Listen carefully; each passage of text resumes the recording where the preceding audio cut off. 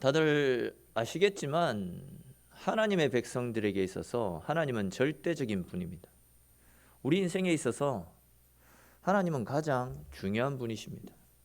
하나님은 우리의 존재의 이유였고 하루하루 살아가는 우리 인생의 삶의 원동력입니다. 근데 우리도 그렇고 오늘 본문에 기록된 이스라엘 백성들도 그렇고 하나님이 우리의 모든 것 되시는데 우리의 삶의 근원이다라고 이야기는 하는데 하나님을 멀리한 채 오히려 세상을 쫓아 우리의 쾌락과 욕심만을 쫓아서 살아가고 있습니다. 말씀보다도 세상의 논리를 쫓았고 하나님보다도 세상이 만들어 놓은 가치관, 세상이 손으로 깎아서 만든 우상들을 쫓으며 숭배하며 살아갔습니다. 우리가 쭉 살펴봤던 것처럼 이스라엘 백성들은 하나님의 말씀을 따라 사랑과 정의를 실천하기보다도 내 배부름을 위해서 이웃의 것들을 강제로 빼앗았고 거리로 내쫓는 등 짐승보다도 못한 삶을 살아오지 않았습니까? 그들은 하나님을 우습게 알아도 되는 분, 하나님은 덜 중요한 분, 이런 생각을 가지면서 그들의 삶 속에 하나님을 제외시켜 버렸습니다. 그들의 삶에 자기가 있었고 자기가 누릴 영광은 있었지만 하나님은 자리 잡지 않고 있는 상황이었습니다. 그렇기 때문에 오늘 본문에서 하나님께서는 하루 나를 딱 잡으시고는 유다 백성들과 논쟁을 벌여보자 라고 말씀을 하셨습니다. 즉 내가 너희에게 해주지 않은 것이 뭐가 있느냐, 내가 도대체 뭘 섭섭하게 했기 때문에 너희가 나와 맞서서 나에게 이렇게 불충한 삶을 살고 엉뚱한 길로 가려고 발버둥을 치느냐, 하나님이 지금 이스라엘 백성들에게 묻고 계시는 겁니다. 다르게 표현하면 따지고 계신다라고 하는 것이 더 정확한 표현인 것 같습니다. 하나님께서는 지금 참을 만큼 참으셨습니다. 근데 이제 여기에서 또 참게 되면 이제는 유다를 완전히 망하게 만드는 길밖에 되지 않는다라는 생각이 들었습니다. 그래서 이제 하나님은 나도 할 말을 다 할 테니까 너희도 할 말이 있으면 다 해봐라. 그래서 이제 충분히 대화를 통해서 너희의 틀어져 있는 마음을 바로잡고 다시금 하나님의 백성다운 삶을 회복했으면 좋겠다. 그러니 이제 진지하게 우리 서로 간에 이야기를 한번 해보자라며 이스라엘을 지금 불러 앉히신 겁니다. 오늘 보면 1절, 2절 말씀 한번 보십시오. 하나님과 유다 백성들 사이에 논쟁이 일어났습니다. 그런데 이제 하나님께서는 유다 백성들과 논쟁을 하는 그 자리에 증인들을 함께 입회시키셨습니다. 그런데 여러분 이제 말씀을 자세히 쭉 살펴보시면요, 하나님이 지금 불러놓으신 증인들은 변호사들이라든지 사람이 아니라 가나안 땅에 있었던 작은 산과 언덕들을 증인으로 부르셨다라는 것을 알 수 있습니다. 여러분 이 부분이 이해가 되십니까? 증인을 불렀는데 사람이나 변호사나 어떤 뭐라고 합니까? 그 옆에서 증인이 되어줄 수 있는 그런 사람을 부른 것이 아니라 산, 언덕, 이 자연을 부르셨다라는 겁니다. 하나님은 왜 말도 할 수 없고 들을 수도 없는 자연을 하나님과 이스라엘 백성들 사이에 그 논쟁의 증인으로 불러놓으신 것이겠습니까? 근데 아시겠지만 이거는 어디까지나 상징적인 의미에서의 말씀이지 실제로 바위나 나무와 같은 자연이 사람의 말을 들을 수 있기 때문에 그들을 증인으로 불러 세우신 것은 절대 아닙니다. 금방 말씀드린 것처럼 자연은 들을 귀를 가지고 있지 않습니다. 말할 수 있는 입이 없습니다. 생각하고 사고하며 같이 대화할 수 있는 그 어떤 것도 갖추어져 있지 않습니다. 생각도 못합니다. 그럼에도 불구하고 자연은 하나님께서 말씀하신 모든 명령을 잘 감지해서 하나님께서 그들에게 부여하신 자연 법칙에 그대로 한치의 오차도 없이 그대로 순응하며 살아갑니다. 자연 만물은 창조 이래로 하나님께서 그들에게 부여해 놓으신 법, 곧 창조의 원리에 어긋나게 움직인 적이 단 한 번도 없었습니다. 지구는 단 한 번도 쉬지 않고 자전축을 중심으로 해서 계속해서 자전을 합니다.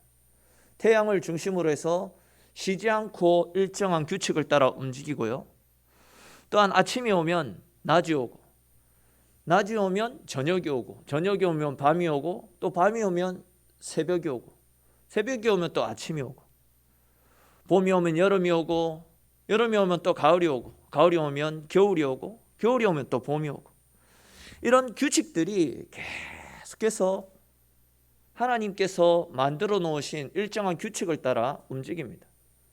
아침이 되었는데 낮이 없고 곧바로 저녁이나 밤으로 가는 일이 없습니다. 봄이 왔는데 여름을 건너뛰고 곧바로 겨울로 지나가는 법도 존재하지 않습니다. 즉 자연은 하나님이 창조해 놓으신 모든 자연 규칙을 따라 그대로 순응하며 하나님의 창조 원리에 따라 움직이고 있다라는 겁니다. 그런데 하나님의 백성이라고 자부하는 이스라엘 백성들, 남유다는 어떻습니까? 그들은 이성이 있고 들을 귀가 있습니다. 더욱이 그들은 하나님으로부터 유일하게 율법의 말씀을 받은 유일한 민족입니다. 또 그들은 선지자들로부터 지속적으로 하나님의 뜻에 따라서 하나님의 말씀을 전달받았고요. 그들이 실수하고 넘어졌을 때에도 바른 길로 돌아서라라는 하나님의 경고의 말씀도 선지자들을 통해서 지속적으로 들어왔습니다. 그런데 어떻습니까?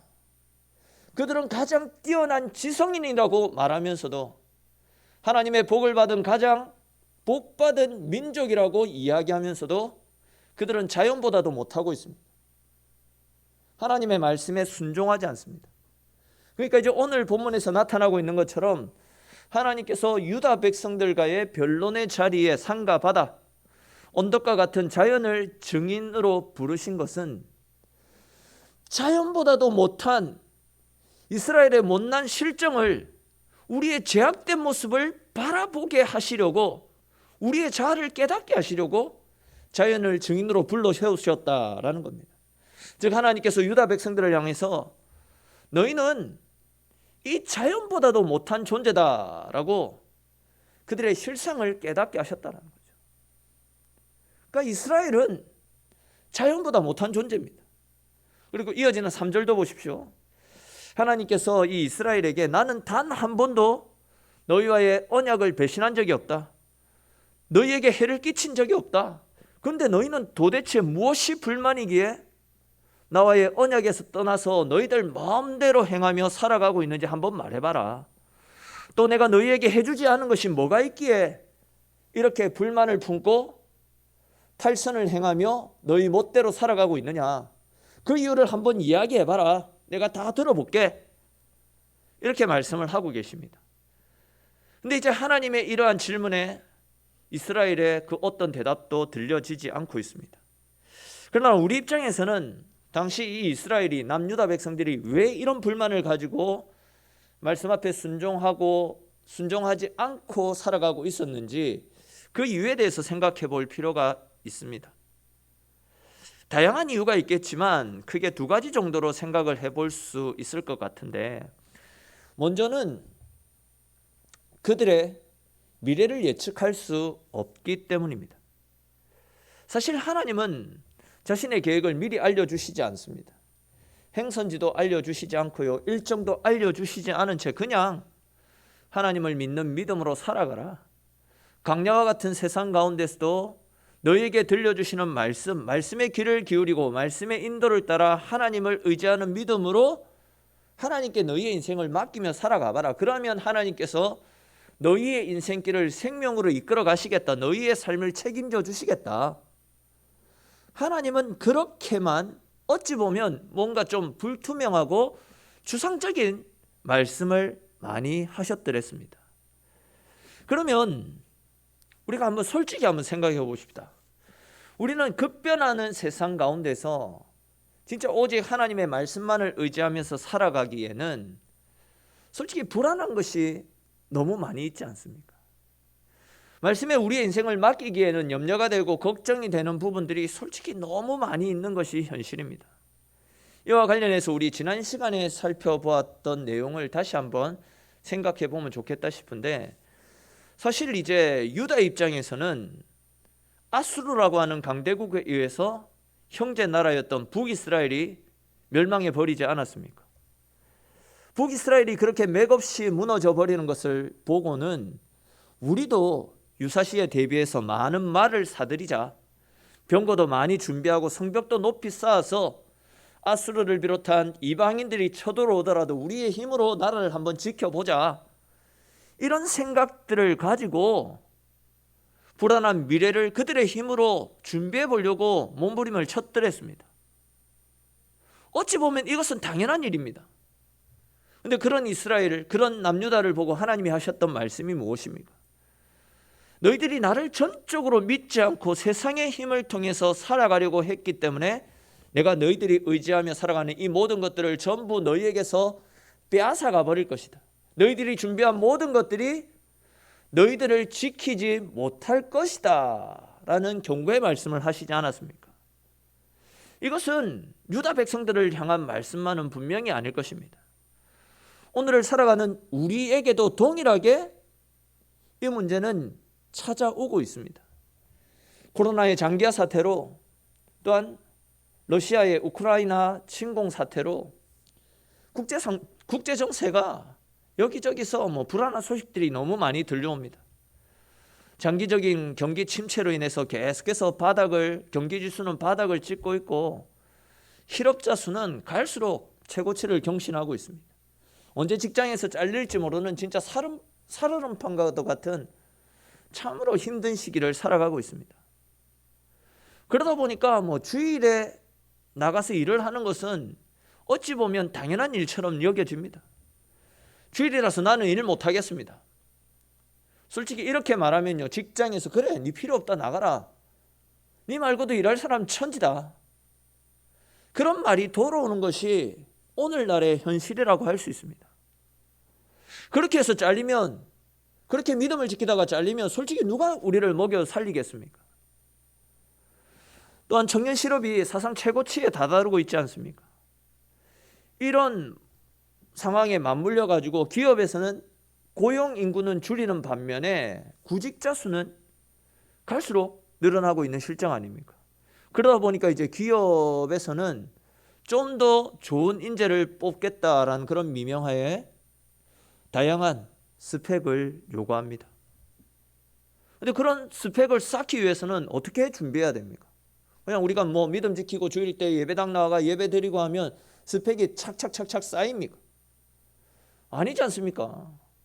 주일에도 학원을 나가야 되고, 주일에도 독서실을 가야 되고, 주일에도 시험 치는 현장 가운데 가야지만 스펙이 하나하나 쌓이고 이력서를 넣을 때도 그것이 우리의 경쟁력이 되어지는 것이 사실 아닙니까? 사실이 그런데, 상황이 그런데 우리의 믿음을 지키겠다라고 주일에는 학원과 담을 쌓고 공부와 담을 쌓고 오직 교회에서 봉사하고 예배드리면서 주일 성수하게 되면 세상 경쟁에서 뒤처지는 것이 솔직한 현실이라 할 수 있습니다. 만약 우리가 하나님 뜻대로 살아가게 될 때에 하나님이 우리에게 주시는 은혜가 당장 우리의 눈앞에 진짜 풍성한 결실과 좋은 성과로 다가온다라고 하면 모르겠지만, 진짜 그렇게 하면 누가 뭐라 하든지 간에 내 삶을 하나님 앞에 올인하며 하나님께 내 인생을 맡길 수 있을 것 같은데, 나름대로 열심히 헌신하고 나름대로 충성하면서 살아가는데 여전히 내 삶은 나아지지 않고 세상과 내 삶을 비교해 보면 나는 경쟁에서 뒤처지는 것 같고, 그러다 보면 신앙에 대한 회의, 하나님에 대한 원망이 생기는 것도 사실입니다. 이것은 부정할 수 없는 현실입니다. 그리고 이제 당시 남유다 백성들이 말씀 앞에 불순종했던 또 다른 두 번째 이유는 금방 말씀드린 부분하고 비슷할 수도 있는데, 그것이 무엇이냐면 하나님을 믿는데도 불구하고 어려움이 계속 찾아온다라는 데 문제가 있었습니다. 우리 하나님을 모르고 살 때보다 더 많은 어려움이 찾아옵니다. 저 기도도 많이 하고 봉사도 굉장히 많이 하는데 내가 원하고 소망하는 대로 내 일이 풀리는 것이 아닙니다. 여전히 가정의 문제들이 내 삶을 짓누르고요, 여전히 자식들이 내 속을 썩힙니다. 경제적으로 나아지는 것은 없고 여기저기가 쑤시고 아픕니다. 세상 사람들이 이런 우리를 보고 미련하다라고 손가락질할 때도 많이 있습니다. 진짜 말씀대로 살아가도 일도 풀리지 않고 말씀대로 살아도 어려움만 계속해서 찾아온다라고 한다면 굳이 내가 이렇게 믿음을 지키며 살아갈 필요가 있겠나? 나도 저들처럼 세상의 방식을 따라서 좀 폼나게 살아보고 하고 싶은 건 마음껏 하면서 자유를 누리며 살아보자, 이런 마음이 생겨나는 것이 사실입니다. 이것이 신앙생활을 열심히 하려고 마음먹은 사람들이 겪게 되는 신앙적 갈등이 아닌가 생각되어집니다. 그런데 이런 우리, 즉 신앙적 고민과 갈등에 빠져있는 우리를 향해서 하나님이 하시는 말씀이 4절과 5절 가운데 나타나고 있는데, 우리 4절과 5절 말씀 같이 한번 읽어보도록 하겠습니다. 내가 너를 애굽 땅에서 인도해 내어 종노릇하는 집에서 속량하였고 모세와 아론과 미리암을 내 앞에 보냈느니라. 내 백성아, 너는 모압 왕 발락이 꾀한 것과 부올의 아들 발람이 그에게 대답한 것을 기억하며 시딤에서부터 길갈까지의 일을 기억하라. 그리하면 나 여호와가 공의롭게 행한 일을 알리라 하실 것이니라. 아멘. 여러분, 지금 하나님께서 이스라엘에게 하시는 말씀이 무엇입니까? 너희가 애굽에서 나온 때부터 요단을 건널 때까지, 그리고 40년간의 광야 생활을 되새겨봐라, 기억해봐라 라는 말씀을 하고 있습니다. 즉 하나님께서는 애굽 땅에서 종살이했던 그 이스라엘 백성들을 모세와 아론을 통해서 그곳에서 불러내어 주셨습니다. 또한 광야에서도 모압 왕이었던 발락이 뇌물을 주고 발람을 사주하고, 발람을 사주해서 유다를 저주해달라라고 사주를 했지만 하나님께서 발람의 마음에 찾아가심을 통해서 발람은 저주 대신에 오히려 이스라엘을 축복해 주었던 사건이 민수기서 24장부터 해서 나타나고 있지 않습니까? 뿐만 아니라 시딤에서부터 가나안의 첫 기착지였던 길갈에 이르기까지의 과정도 기억해봐라 라고 말씀합니다. 그런데 이 내용을 디테일하게 살피기에는 좀 시간적 여유가 없고, 중요한 것은 왜 하나님께서 이스라엘 백성들에게 이렇게 출애굽의 여정을 생각해보고 상기해봐라 라는 말씀을 하셨겠습니까? 왜 지난날 그 힘들었던 광야 생활을 다시 떠올려보라 라는 말씀을 하신 것이겠습니까? 지난 시간에도 말씀을 드렸듯이 이스라엘 백성들 역사상 가장 힘들고 고달팠던 시기는 그들이 광야에서 생활했던 40년간의 광야에서의 삶이었습니다. 먹을 양식도 마실 물도 없는 상태에다가 또 언제 도덕죄들이, 이방인들이, 무서운 날짐승들이 그들에게 해를 입힐지 모르는 상황입니다. 그렇다고 해가지고 그들이 무기 하나 제대로 갖추고 있는 상황도 아니었지 않습니까? 만약 외부에서 그들을 치고 공격해 들어온다라고 한다면 그들은 맥없이 진영을 틀릴 수밖에 없는 그런 상황입니다. 실제로 이스라엘 백성들이 광야에서의 삶을 살아갈 때 그들의 인생을 한마디로 표현하면 풍전등화의 삶이었습니다. 그러나 그들은 위태로운 상황이었기 때문에, 광야에서 그들을 도울 수 있는 것이 아무것도 없었기 때문에 하나님의 성전을 중심으로, 하나님이 들려주시는 말씀을 중심으로 똘똘 뭉치지 않았습니까? 그들이 싸워야 될 적은 외부에 있는 적이 아니라 예배의 생활을 나태하게 만들고 하나님으로부터 멀어지게 만드는 그들 속에 있는 내부의 적들, 하나님은 그 내부의 적들을 이기게 하시기 위해서 성전 중심의 삶을 살도록 그렇게 당부를 하셨습니다. 즉 아무것도 보이지 않는 광야지만 하나님의 말씀에 귀를 기울이고 말씀을 따르는 삶을 살라, 하나님이 계속 당부하시지 않았습니까? 그렇게 했더니 하나님께서 40년간의 광야 생활 동안 함께 하시며 날마다 풍성한 은혜들을 베풀어 주셨고, 진짜 힘도 없고 무기도 없고 아무것도 내세울 것 없는 상황 가운데서도 이방인들을 무찌르고 가나안을 건너고 난공불락 여리고성을 무너뜨리며 가나안 정복을 성공하지 않았습니까? 세상적으로 볼 때 참 불안하고 없어 보이는 인생들이었지만 하나님이 지켜주시고 하나님이 함께 하시니까 말도 안 되는 기적들이 그들의 삶을 통해서 계속해서 나타나지 않았습니까? 이거는 뭐 성경에서만 나타나는 이야기다라고 한다면 거짓말 아닙니까? 이렇게 말할 수 있지만 세계 역사 가운데 이스라엘의 출애굽 역사, 가나안 정복 전쟁, 역사도 증명하는 이야기이기 때문에 이건 거짓말이라고 말할 수 없습니다. 말 그대로 팩트입니다. 그렇다면 여러분, 오늘 본문에서 하나님께서 이 유다 백성들에게 40년간의 광야 생활을 기억하라 말씀하신 이유가 뭡니까? 먼저는 하나님께서 유다를 구원하시기 위해서 얼마나 애쓰고 힘쓰셨는지, 얼마나 그들을 주의 사랑의 날개 그늘 아래 품어주셨는지를 기억하게 하시게끔 그때를 기억하라라고 말씀하셨습니다. 실제로 유다 백성들이 하나님께로부터 받는 은혜, 즉 하나님께서 이스라엘 백성들에게 베풀어 주신 지극정성은요, 어느 누구도 체험해보지 못했던 놀랍고도 풍성한 은혜였습니다. 유다 백성들은 바로 이러한 하나님의 은혜에 힘입어서 광야 생활도 은혜 속에 무사히 마칠 수 있었습니다. 한마디로 남유다는 하나님의 특별한 사랑을 받은 특별한 존재였습니다. 그들 스스로가 우리는 하나님의 선택된 믿음의 백성이다라고 자랑해도 될 만큼 진짜 그들은 하나님으로부터 엄청난 은혜를 받은 사람들이었다라는 겁니다. 근데 중요한 것은 그들이 그런 은혜를 받은 이유가 무엇이었냐라는 거죠. 그들은 자기들의 힘으로는 아무것도 할 수 없었기 때문에, 우리는 수도 잡고 무기도 없고 전쟁 경험도 없었기 때문에 오직 하나님만 바라보며 하나님을 의지하는 삶을 살았기 때문에, 자신을 비우고 하나님을 바라는 삶을 살았기 때문에 하나님이 그들의 빈 삶 가운데 찾아오셔서 그들의 힘, 그들의 능력이 되어주셨던 겁니다.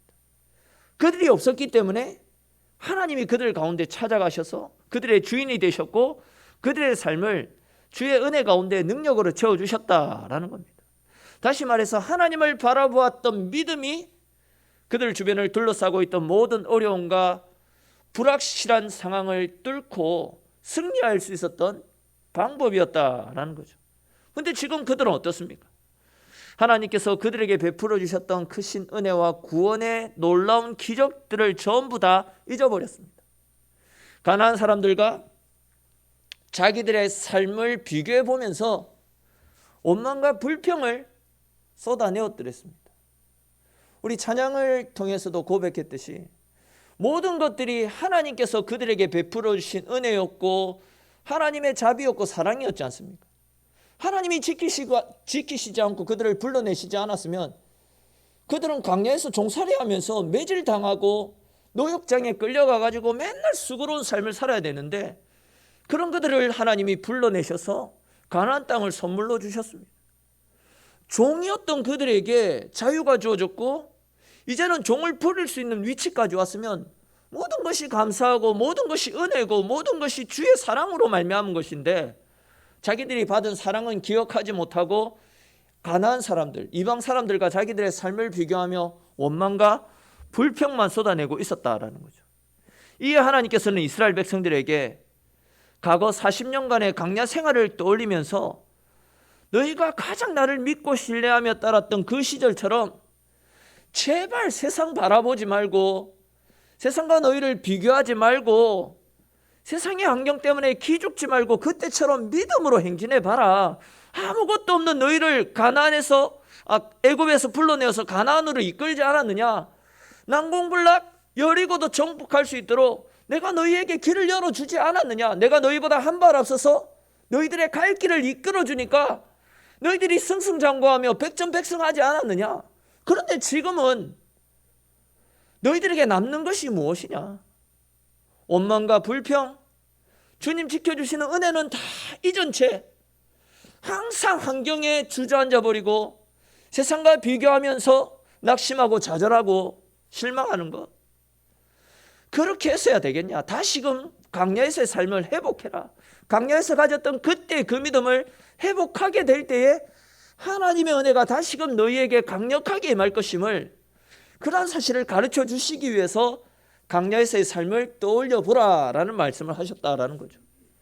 이것은 오늘 이 시대를 살아가고 있는 우리에게도 동일하게 적용되어지는 말씀입니다. 여러분, 저와 여러분들 모두는 예수 그리스도의 십자가의 대속의 은혜로 말미암아 구원받은 하나님께 속한 백성들 아닙니까? 세상 사람들과는 비교가 되지 않는 주의 피값으로 사신 너무나도 특별한 사람들, 그 사람들이 우리들이다라는 거죠. 이러한 특별한 사람이 세상을 바라보고 환경을 바라보면서 세상으로 인해서 기가 죽었어야 되겠습니까? 하나님이 우리를 지키고 계시는데, 하나님이 나보다 한 발 앞서서 우리의 대적을 물리치시겠다라고 약속하셨는데, 우리는 하나님과 함께하는 믿음의 행진을 해보지도 않고 우리를 둘러싸고 있는 환경에 짓눌려 가지고 하나님 못하겠습니다. 하나님 왜 나에게 이런 시련을 주십니까? 그 시련의 끝에는 하나님이 준비해 놓으신 크고 놀라운 은혜들이 기다리고 있는데, 작은 어려움만 보고 답답해하고 힘들어하며 앞으로 나아가지도 않기 때문에 시련의 끝에 있는 하나님의 은혜를 누리지 못하는 경우들이 너무 많이 있다라는 겁니다. 사도 바울은 하나님께로부터 구원받은 백성들이 당장 눈앞에 보이는 현실적 어려움 때문에 하나님에 대해서 원망하고 미래에 대해서 불안해하고 초조해하고 있는 그런 상황들에 대해서 답답해하며 로마서 8장 32절에서 우리에게 믿음을 가지고 살아갈 것을 당부하고 있는데, 우리 로마서 8장 32절에 기록된 말씀, 너무 잘 아는 말씀이지만 같이 한번 읽어보겠습니다.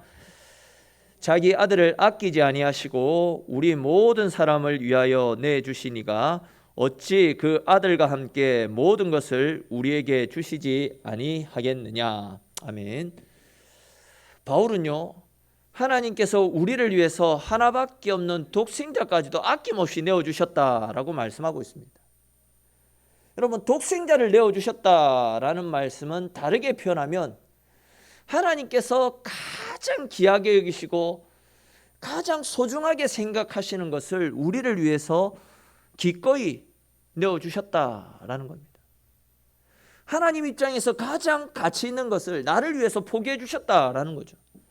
나를 위해서 당신이 가장 아끼시던 아들까지 아끼지 않고 십자가에 못 박게 하셨다라고 한다면 무엇인들 우리를 주는 것을, 우리를 위해 주시는 것을 아까워하겠습니까? 즉 하나님께서 우리에게 인색할 것이 뭐가 있겠냐라는 겁니다. 이 부분이 굉장히 중요한 부분인데 여러분 한번 잘 들어보십시오. 우리가 하나님을 모르며 살아갈 때 하나님과 원수지간 아니었습니까? 하나님과 우리는 원수지간이었습니다.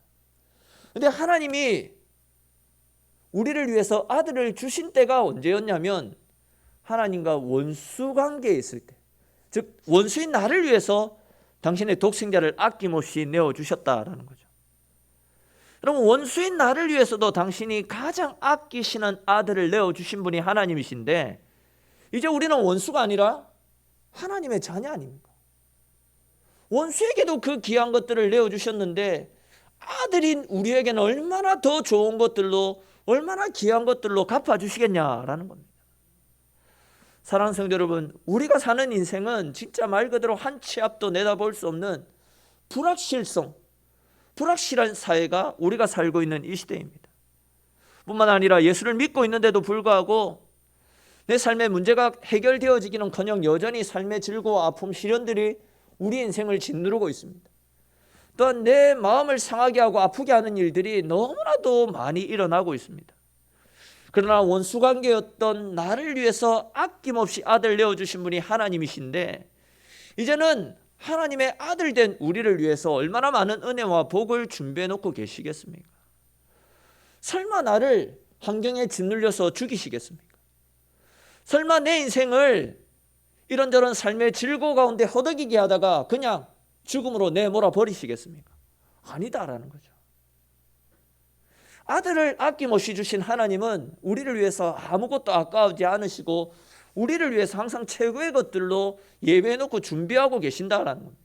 그렇기 때문에 우리는 이런 믿음을 가지고 하나님께 우리 인생을 맡기고 환경 때문에 제발 나약해지지 말고 나를 위해서 아들까지 내어주신 아들도 아끼지 않으신 하나님의 그 사랑을 믿고 우리 인생을 온전히 하나님께 맡길 수 있기를 바랍니다. 여러분, 우리가 이러한 하나님에 대한 사랑에 대한 확신만 있다라고 한다면 어떤 환경과 어떤 어려움들이 우리 인생을 짓누른다 할지라도, 아무리 지금 이 시대가 불확실로 가득한 불확실한 시대라 할지라도 믿음 가운데 서 있는 우리는 그 어느 누구도 흔들 수가 없습니다. 우리 마태복음 7장 7절 8절에 기록된 말씀 같이 한번 읽어보도록 하겠습니다. 7장 7절 8절입니다. 구하라, 그리하면 너희에게 주실 것이요, 그리하면 찾아낼 것이요, 문을 두드리라, 그리하면 너희에게 열릴 것이니 구하는 이마다 받을 것이요, 찾는 이는 찾아낼 것이요, 두드리는 이에게는 열릴 것이니라. 아멘. 이 말씀을 근거로 해서 한번 생각을 해보십시다. 여러분, 우리가 왜 얻지 못하고 왜 우리의 문제가 해결되지 않습니까? 하나님은 아들을 내어주실 정도로 우리를 위해서 주시는 것을 아까워하지 않는 분이심을 우리가 알고 있는데 왜 우리는 얻지 못하고 구하지 못하고 누리지 못하는 것이겠습니까? 오늘 말씀을 조금 전에 읽었던 이 말씀을 생각해 보면 결국 우리가 찾지 않고 구하지 않기 때문 아닙니까? 우리를 위해서 아들까지 내어주신 하나님께서 내가 찾고 구하기만 하면 내 문제들을 다 해결해 주십니다. 나 때문에 아들까지 아끼지 않으셨는데 나를 위해서 주시는 것을 뭘 아까워하시겠습니까? 하나님은 항상 우리를 위해서 주시기 위해 준비되어진 분이십니다. 여호와 이레의 하나님께서는 우리를 위해서 많은 것들을 다 예비해 놓고 준비해 놓고 계십니다. 시련과 아픔, 내가 할 수 없는 일들이 우리를 짓누르고 있어서 내가 결정하기가 어렵고 망설여져서 못해서 그런 은혜를 누리지 못하는 것이지, 믿음으로 이삭을 드렸던 아브라함이 준비되어진 하나님의 은혜를 누렸던 것처럼 우리 역시도 하나님께 우리의 인생을 맡기면 환난과 질고에서 우리를 건지시고 우리와 함께 하시는 하나님의 넉넉한 은혜들을 충분히, 아니 넉넉하게 받아 누릴 수 있게 된다라는 것입니다. 이제 말씀을 맺겠습니다. 여러분, 우리가 살아가는 데 있어서 우리에게 있어서 가장 강력한 힘은 다른 데 있지 않습니다. 우리의 힘은 우리의 믿음에 있음을 믿으시기를 축원합니다. 세상이 알아주지 않고 세상에서는 뒤처지는 것 같아도 하나님이 나와 함께 하시고 하나님이 나를 지켜주신다라면 나는 반드시 승리할 것이다. 그러므로 나는 세상 사람들은 가지고 있지도 않고 알지도 못하는 예수의 이름, 예수의 십자가의 능력을 의지하며 믿음 가운데 살겠다라는 이런 믿음이 결국 우리 인생을 승리로 이끌어 가실 것입니다.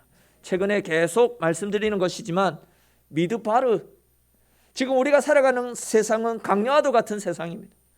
아무것도 눈앞에 보이지 않고 답답하기만 한 세상입니다.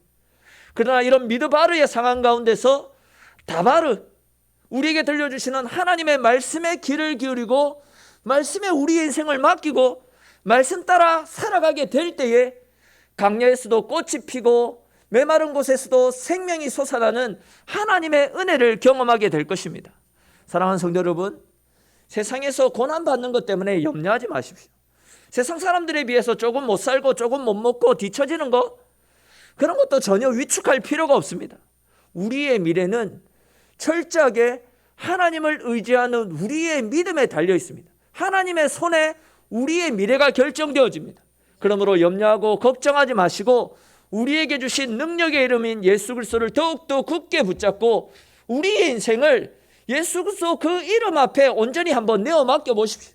우리의 힘은, 우리의 능력은 예수님을 믿는 우리의 믿음에 달려있다라고 말씀드렸습니다. 그 이름을 믿고 의지하며 살아가게 될 때에 하나님의 역사가 나타나게 될 것이고 우리의 연약함을 도우시는 성령 하나님의 도우심에 힘입어 환경과 모든 시련을 뚫고 주님 은혜 가운데 승리하는 기쁨을 맛보게 될 것입니다. 그러므로 두려워하지 마시고 오직 하나님 안에서 감사하며 기뻐하는 삶을 살아가십시오. 그렇게 할 때에 하나님께서 우리를 도우시고 우리의 능력이 되셔서 험난한 세상 가운데서도 생명의 길로 우리를 이끌어 가시는 하나님의 은혜의 손길을 경험하게 될 것입니다. 저와 여러분들 모두가 이런 은혜와 축복을 맛보면서 우리가 호흡하는 순간순간마다 우리의 삶 속에서 우리를 도우시는 주의 은혜의 손길에 이끌려 날마다 승리하며 주의 영광을 맛보며 살아가는 복된 인생 될 수 있기를 주님의 이름으로 축원합니다.